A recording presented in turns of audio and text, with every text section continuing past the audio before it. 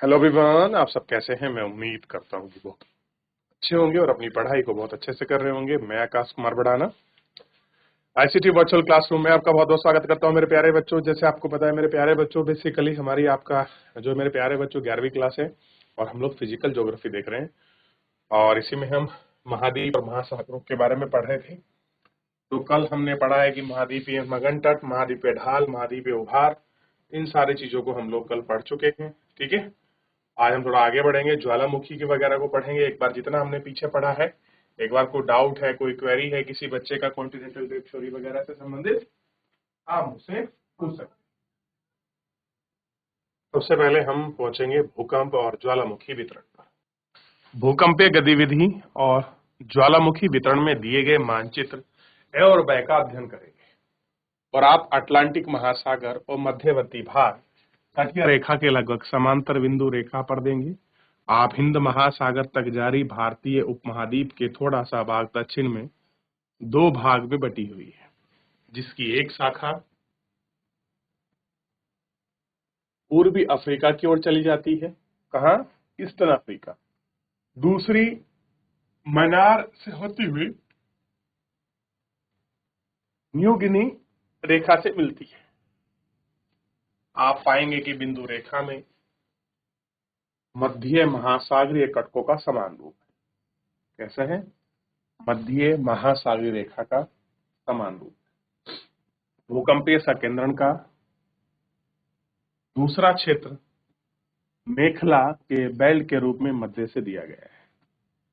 Alpine Himalaya श्रेणियों का एक और प्रशांत महासागरीय किनारे के समरूप है और महासागरीय भूकंपों के उद्गम केंद्र में कम गहराई वाले, जबकि अल्पाइन हिमालय की पट्टी के प्रशांत महासागरीय किनारे पर अधिक गहरे हैं। ज्वालामुखी मानचित्र इसी अनुकरण करते हैं। प्रशांत महासागरीय किनारा ज्वालामुखी क्षेत्र में होने के कारण रिंग ऑफ फायर भी कहा जाता है। क्या कहते हैं हम इनको? रिंग ऑफ फायर भी। महासागरीय अधल का विस्तार, जो सी है उसका जो लैंड है, उसका जो बेस है, उसमें जो एक्सपेंशन हो रहा है, उसी एक्सपेंशन को हम बोलते हैं सागरीय अधल स्थल का विस्तार। जैसा कि ऊपर वर्णन किया गया है कि प्रभाव उपरांत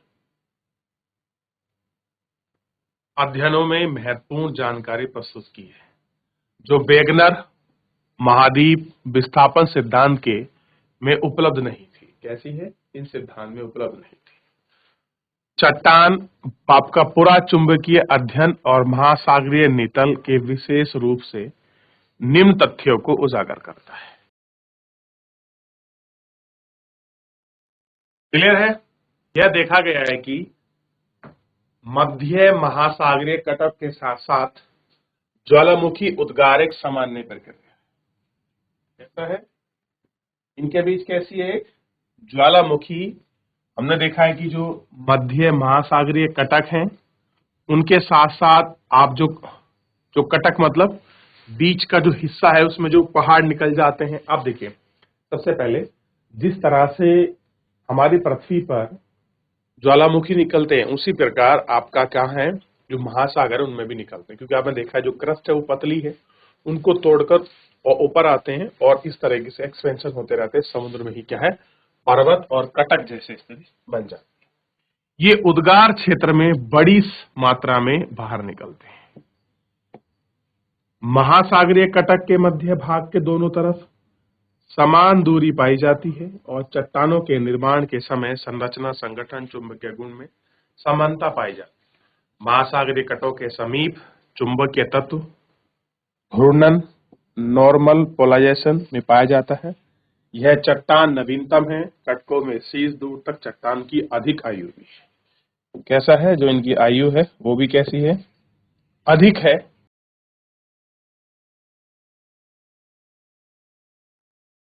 चलिए देख लिया, आगे बढ़े। महासागरीय पर्पटी और चट्टानी महाद्वीप। आपका पर्पटी की चट्टानों पे अधिक अपेक्षा नहीं है। महासागरीय परपटी की चट्टानों में कहीं 20 करोड़ वर्ष से भी अधिक पुरानी नहीं है। गहरी खाई, भूकंप के उद्गम अधिक गहरे पाए जाते हैं, जबकि मध्य अटलांटिक कटक के क्षेत्र में भूकंप उद्गम केंद्र फोकस कम केंद्र में विद्यमान है, कम गहराई में होते हैं। तथ्य और मध्य महासागरीय कटक दोनों तरफ चट्टान के चुंबकीय गुण के विश्लेषण है। कैसा होता है? इनमें मैग्नेटिक फोर्स होता है। और हैस ने, एक ज्योग्राफर हुए हैं, इन्होंने 1961 में परिकल्पना प्रस्तुत की कि महासागरीय अतल विस्तार सी फ्लोइंग स्प्रेडिंग की क्या है, जो समुद्र का स्थल है वो फैल रहा है, एक्सपेंशन हो रहा है। भाई क्यों ना होगा? मान लीजिए ये का आपका सी का लैंड, अब यहाँ से ज्वालामुखी निकलेगा, वो जमेगा, वो क्या करेगा, इसको इधर विस्तार करेगा, इसको इधर करेगा, तो ऐसे फैलेंगे और ऐसे ही बहुत सारी इसमें चीजें नीचे आपका बढ़ता चला जाए। यही तो कह रहा है। क्लियर है? क्या हो रहा है? समुद्र का विस्तार हो रहा है। चलिए देख लिए, देख लिया, आगे बढ़े। सबसे पहले आपको पता है ये दुर्बल मंडल है। अब यहां से मैग्मा निकलेगा तो इस तरीके से तो फैलेगा। क्लियर है? और फैलेगा तो ये क्या करेगा? प्रेशर गिरेगा। ठीक है ना? कैसे होगा? बढ़ेगा इधर उधर को। ठीक, जैसे ये आप देख रहे हैं, जब दो प्लेट आपस में मिलती हैं तो एक प्लेट नीचे की तरफ क्या होती है? सप्रेक्ट होती है। सप्रेक्ट होती है तो वो आपकी पिघलती है और पिघल कर संवहनी तरंगें चलती हैं और ये फिर क्या निकलती हैं ऊपर? ज्वालामुखी का इसमें उद्गार होता है। ये सारी चीजें मैं आपको पहले चैप्टर में बहुत अच्छे से पढ़ा चुका। क्लियर है? आप देखिए, अब सारी प्लेट क्या होती है? जब एक प्लेट अलग अलग दिशा में आपकी मूवमेंट करती है, अब मूवमेंट करती है तो ये इधर चलेगी एक प्लेट, ये इधर चलेगी, तो बीच में से क्या निकलेगा? ज्वालामुखी निकलेगा। अभी सारी प्लेट, जब दो प्लेट आपस में मिलती हैं तो एक प्लेट नीचे चली जाएगी, एक इसके ऊपर चली जाएगी। वही कंडीशन को यहां दिखाया, सबडक्शन प्लेट को दिखाने का प्रयास किया। अगर आप इस पर देखोगे तो ये वाली प्लेट नीचे जा रही है और ये वाली प्लेट ऊपर आ रही है, और यहाँ क्या दिखाया गया है? दोनों अलग हो रही हैं। ठीक है? और यहाँ देखिए, अभी सारी प्लेट दोनों आपस में रगड़ खा रही है। क्लियर है? इन यहाँ प्लेटों को समझाने का प्रयास करें। प्लेट क्या है? भूखंड, हमारे जो भूमंडल है या भूपर्पटी है या जो स्थल लैंड है, उसको हमने कुछ प्लेटों में बांटा है, कुछ भागों में डिवाइड किया है। क्लियर है? उसी के आधार पर ये बात करता है। चलिए, तो आपको समझ आएगा, यानी कि अभी मतलब ये दोनों प्लेट ऐसे सामने आती है, तो सामने आ रही एक प्लेट नीचे जाएगी, एक ऊपर जाएगी। क्लियर हो गया?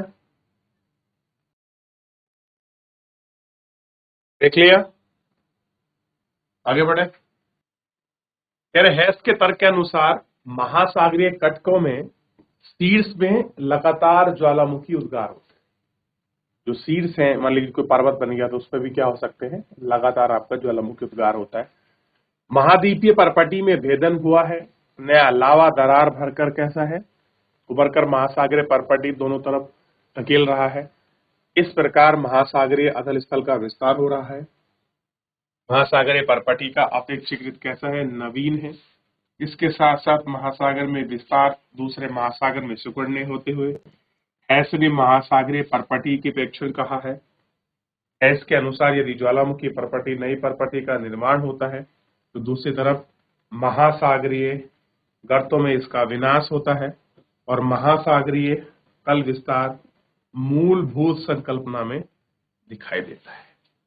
ऐसा है, ये जो विस्तार है क्या मिलता है?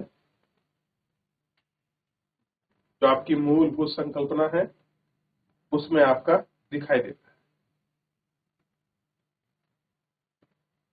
क्लियर है? उसी संकल्पना में यह आपका दिखता है। चलिए, तो आपने देख लिया तो किस प्रकार से हैरी हेस ने बताया कि जो आपकी ज्वालामुखी है वो कैसे होती है, वोल्केनो होता कैसे है, और पॉइंट पर कैसे ही ये हमको दिखाई देता है। अब हम बात करेंगे प्लेट विवर्तनी की, प्लेट टेक्टोनिक्स, जिसकी अभी हम बात कर रहे थे। क्लियर है? इसकी बात करेंगे, प्लेट टेक्टोनिक्स की। बहुत इंपॉर्टेंट है। इसी प्लेट टेक्टोनिक्स ने सबसे ज्यादा भूकंप और ज्वालामुखी को स्पष्ट एक्सप्लेन किया है कि भैया ज्वालामुखी क्यों आ रही है, क्यों होता है आपका वोल्केनो जो आपका निकलता है, क्या कारण है उसका, अर्थक्वेक क्यों आते हैं, और इसको जानने की भी कोशिश की है कि ऐसा क्यों है। सागरीय तल विस्तार अवधारणा के पश्चात विद्वानों ने महाद्वीपों और महासागरों के वितरण के अध्ययन में फिर से रुचि पैदा कर दी। जब से सी फ्लोरिंग एक्सपेंशन आया है तो लोगों के जो वैज्ञानिक, उनके मन में एक इच्छा जागी, चलो कुछ ना कुछ और अध्ययन करते हैं, कुछ पढ़ते हैं। और सी एक्सपेंशन ने क्या कहा कि भाई जिस प्रकार के मैदान, पर्वत, पठार ऊपर मिलते हैं, समुद्र में भी मिलते हैं, ज्वालामुखी वहां भी उत्पन्न होती है, वहां भी भ्रंश पड़ते हैं, वहां ही सब कुछ मिलता है, क्योंकि बहुत बड़ा एक अपने आप में लैंड है वो भी एक। क्लियर है भाई? है तो क्रस्ट के ऊपर टिका हुआ ही, हालांकि क्रस्ट की मोटाई थोड़ी ज्यादा है वहां, प्लेट में वहां कम है, हमने पहले चैप्टर में पढ़ा है।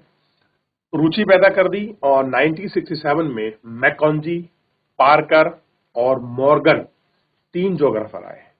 कौन आए? मैकेंजी, पार्कर और मॉर्गन। इन 3 लोगों ने स्वतंत्र रूप से विचार को समन्वित करने की अवधारणा की। सबके विचार को अपने को मिलाया, एक समन्वित किया और एक अवधारणा दी, और उस अवधारणा का नाम रखा इन्होंने प्लेट टेक्टोनिक्स, प्लेट विवर्तनी की। एक प्लेट जिसे लिथोस्फीयर प्लेट भी कहते हैं। अब आप जानते हो प्लेट मतलब एक भाग, और आपको पता है लिथोस्फीयर यानी कि दुर्बल मंडल, उसके बारे में बात कर रहे हैं। बताया कि एक विवर्तनी की प्लेट है, ठोस चट्टान का विशाल व अनियमित खंड है। कैसा है? ठोस चट्टान है और अनियमित आकार है, कोई आकार इसका फिक्स नहीं है। क्लियर है? जो महाद्वीपीय और महासागर स्थल से मिलकर बनी है। ये जो प्लेट है लिथोस्फीयर, इसमें आपका लैंड का भी हिस्सा है और जो ओशन है उसका भी हिस्सा है। लैंड और ओशन दोनों के हिस्से से मिलकर बनी है लिथोस्फीयर। और आप जानते हैं कि मैंने आपको बताया था लिथोस्फीयर की अगर हम बात करें कि 100 किलोमीटर तक मिलती है, और हमने ये भी देखा था कि जो निचला जो आपका क्या है मेंटल और सॉरी ऊपर मेंटल यानी कि जो ऊपरी मेंटल था वो भाग, और जो ऊपरी क्रस्ट था जो उसका भाग है, उनसे मिलकर बना था ये आपका लिथोस्फीयर। क्लियर है? और कह रहे हैं कि ये क्या है, ये जो प्लेट है किसकी बनी है, इसमें आपका द्वीप भी है और इसमें महाद्वीप भी है। इन दोनों स्थल खंडों से क्या है, ये मिलकर बना है। ये प्लेट दुर्बलता मंडल पर एक आपका कैसी है, एक दृढ़ आकार जो है इकाई के रूप में है। और कैसी है? हॉरिजॉन्टल है, क्षैतिज है। किस तरीके की? क्षैतिज ऐसी होती है और बधा सीधा होता है। तो कैसी है? क्षैतिज है। कह रहे स्थल मंडल में आपके परपटी यानी कि जो ऊपर का भाग है, परपटी एवं ऊपरी मेंटल, ये बात समझा रहा है कि निचली परपटी और ऊपरी मेंटल को सम्मिलित है। और ये आप देखेंगे ये 5 से 100 किलोमीटर तक है। समुद्र में इसकी हाइट 5 किलोमीटर मोटी क्रस्ट है। क्लियर है? मोटी है ये एथनोस्फीयर, सॉरी आपका लिथोस्फीयर। और ये क्रस्ट में 100 किलोमीटर तक मोटी हो सकती है, क्योंकि वहां पर्वत है, पठार है, तो और मोटाई बढ़ जाएगी उनके अनुसार। क्लियर है? और कह रहे महाद्वीप भाग में लगभग 200 किमी भी है, और कह रहे 200 तक भी जा सकती है। सोचिए 100 तक तो 50 से 100 तो महासागर में हो गई, और 200 तक भी जा सकती है। ये कहा आपका महाद्वीपों में। एक प्लेट महाद्वीप और महासागरीय प्लेट भी कहा जा सकता है, जिसे इस बात पर निर्भर है कि उस प्लेट में अधिकतर भाग महासागरीय अथवा महाद्वीप से संबंध है। उदाहरण के लिए प्रशांत प्लेट मुख्यतः महासागरीय प्लेट है। कह रहे जो पैसिफिक ओशनिक जो प्लेट है जिसकी हम बात कर रहे हैं, किसकी? पैसिफिक ओशनिक प्लेट की। ये क्या है? मुख्य महासागरीय प्लेट है। क्लियर है? ये कैसी है? केवल महासागरीय प्लेट है, यानी कि इसमें लैंड का हिस्सा नहीं है। ठीक। और जबकि Eurasian plate, Europe plus Asia से मिलकर बनी एक प्लेट, उसका नाम है आपका महाद्वीपीय प्लेट। तो जो महासागरीय प्लेट है, क्लियर है, और एक है महाद्वीपीय। ठीक। महाद्वीपीय प्लेट में केवल लैंड का हिस्सा है और महासागर में केवल महासागर का हिस्सा है। कह रहे कि प्लेट वितरण के सिद्धांत के अनुसार पृथ्वी का स्थल मंडल, ध्यान दीजिए, पृथ्वी का स्थल मंडल 7 मुख्य प्लेटों से मिलकर बना है। यानी कि जो पृथ्वी की ये वाली प्रॉपर्टी है, इसमें छोटी छोटी 7 प्लेट पाई जाती है, उन्हीं 7 प्लेटों से मिलकर बना जिनकी हम बात कर रहे हैं। तो ये प्लेटें आपके महासागरीय भी हो सकती हैं, महाद्वीपीय भी हो सकती हैं, महासागरीय और महाद्वीपीय दोनों भी हो सकती है। तो आपको क्लियर हो गया कि कुल मिलाकर ये हमारा जो है 7 आपका प्लेटों से मिलकर बना है। क्लियर है? ये आपको बिल्कुल अच्छे से क्लियर होना चाहिए। ठीक, देख लिया इतना आपने? चलिए यहां से आगे बढ़। चलिए तो कुछ प्लेटों को पढ़ते हैं, ठीक है, उनकी बात करेंगे। तो पहली प्लेट हमने यहां पढ़ी है, देखिए ये है अंटार्कटिका प्लेट, इस तरीके से फैली हुई है, ठीक है, और ये है अंटार्कटिका, ध्यान रहेगा। ठीक, दूसरे प्लेट को देखो, ये है उत्तरी अमेरिका प्लेट, ठीक। तीसरी है आपका दक्षिणी अफ्रीका प्लेट, चौथी है अफ्रीकन प्लेट, क्लियर है। पांचवी है जावा इंडो ऑस्ट्रेलिया प्लेट, भारत भी इसी में शामिल है, क्लियर है, ठीक। और छठी है आपका ये कैरेबियन प्लेट, कैरेबियन, और सातवीं है आपका यूरेशियाई प्लेट, तो यूरोप प्लस हिस्सा से मिलकर बनी है। तो ये 7 मुख्य प्लेटों के आप नाम लिख लीजिए, क्लियर है। तो 1 2 3 4 5 6 और 7, ये 7 क्या है? ये 7 आपका मुख्य प्लेट है।